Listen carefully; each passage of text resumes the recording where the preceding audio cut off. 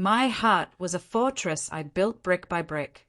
On my wedding night, my sister smashed it to rubble with a single glass of wine. She didn't just spill it, she launched it straight into my chest, staining my world red. That's when I learned family isn't always a safe place. Sometimes it's a prison.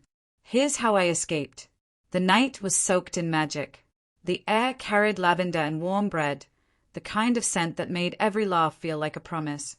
Leia, my bride, looked unreal, her gown shimmering under fairy lights, her smile pulling people in like a tide. The room was alive with clinking glasses, toasts, and joy you could almost taste. I stood beside her, certain I'd finally found home. Then the doors burst open. Nora didn't just arrive, she stormed in. Late, loud, dressed in a blinding white gown nearly identical to Leia's. Not an accident, a challenge. The music faltered. Guests whispered, "Is she serious?"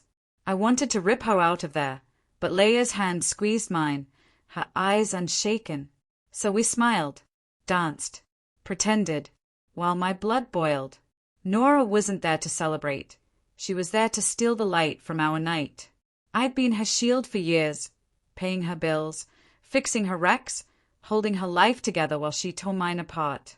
We made it through the evening, but near the end, she rose with a glass of red wine.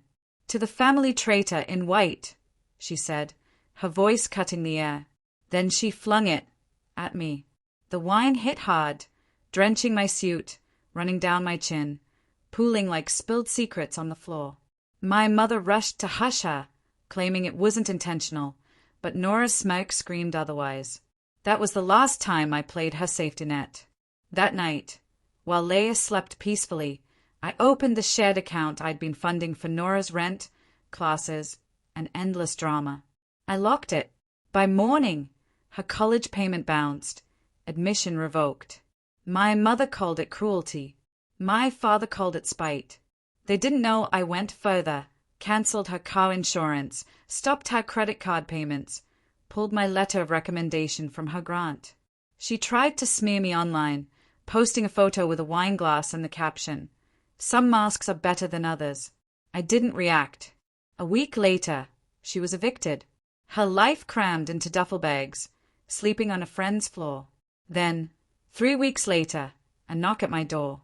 It wasn't Nora, it was Kyle, an old friend of hers. He handed me a folded clinic slip. Pregnancy confirmed. 8 weeks. "She said you were the only one who ever held her up," he told me.